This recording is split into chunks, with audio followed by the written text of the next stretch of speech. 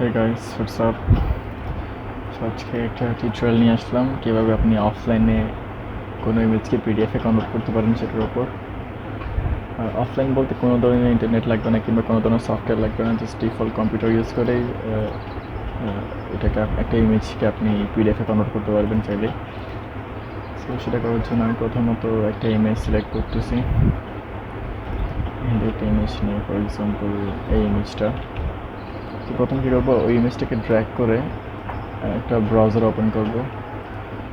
আমার ক্ষেত্রে আমি ইউজ করতেছি ক্রোম ব্রাউজার ওপেন করলে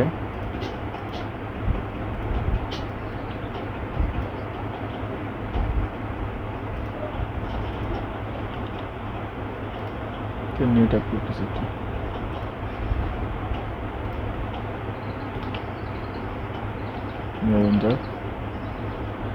সো আমি ইমেজটাকে নিয়ে একটা উইন্ডোতে ওপেন করব ড্র্যাগ করে। এখান থেকে যদি আমি কন্ট্রোল পি ক্লিক করি এরকম একটা উইন্ডো ওপেন হবে, কিংবা যারা শর্টকাট ইউজ করতে চান না তারা মাউসে রাইট ক্লিক করলে এখানে প্রিন্টার একটা অপশন থাকবে, এখানে ক্লিক করার পর একটা প্রিন্টার অপশন আসবে।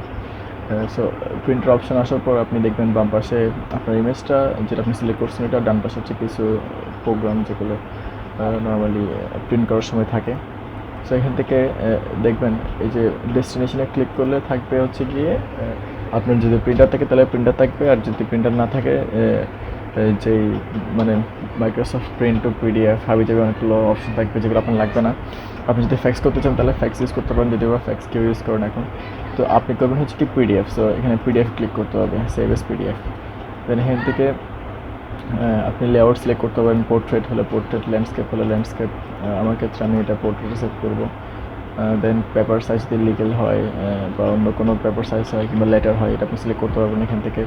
আমাকে ট্র্যাফোর, এরপর এটা যদিও বা একটা ইমেজ, আমরা প্রায় সময় ডকুমেন্টগুলোকেই পিডিএফ করার চেষ্টা করি, এটা আমি এক্সাম্পল হিসেবে একটা ইমেজ নিলাম, নাথিং সিরিয়াস। দেন এখান থেকে আপনি চাইলে স্কেলকে কাস্টমার করতে পারেন, আবার ডিফল্ট রাখতে পারেন। যেমন কি এটা এখন স্কেল হচ্ছে 100 স্কেল 200 পর্যন্ত রাখা যায়, 200-র ওপর রাখা যায় না। যদি 200 করি আমি তাহলে ইমেজটা অনেক একদম পারফেক্টলি ফিট হয়ে যাবে। যদি আপনার ছোটো রাখতে ইচ্ছে করে তখন আপনি 50 বা 150 এরকম 200-র ওপরে কোনো নাম্বার রাখা যাবে না। 0 থেকে শুরু করে আপনি 200 পর্যন্ত যেখানে একটা স্কেল রাখতে পারেন, কিন্তু যারা স্কেল রাখতে চাচ্ছেন না তারা ডিফল্ট রাখতে পারবেন। আমি এতে ডিফল্ট রাখলাম। দেন এখান থেকে যদি সেভ ক্লিক করি তাহলে এটা ডেস্টিনেশন সিলেক্ট করতে বলবে, আপনার সুবিধা মতো আপনি আপনার ডেস্টিনেশন সিলেক্ট করতে পারবেন। আমার ক্ষেত্রে আমি এটা আপাতত ডেস্কটপে সিলেক্ট করবো, ডেস্কটপ থেকে এমএস ইমেজেস যেন এখানে নাম দিয়ে সেভ করে নেবেন। তাহলে সিম্পলি অফলাইনে আপনি কোনো ধরনের এক্সট্রা সফটওয়্যার ছাড়া উইন্ডোজের ডিফল্ট সফটওয়্যার ইউজ করে আপনি একটা পিডিএফ তৈরি করতে পারবেন অফলাইনে। আমি ওয়ার্ড দেখাই, এটা যেখানে ওয়েব অ্যাকাউন্ট এটাতে ক্লিক করলে দেখা যাবে যে এটা একটা পিডিএফ ফাইল, যেটা অনেক সিকিউর, অনেক বেশি হাই রেজুলেশনের এবং অনেক বেশি সুন্দর। Thank you so much. Like and subscribe please.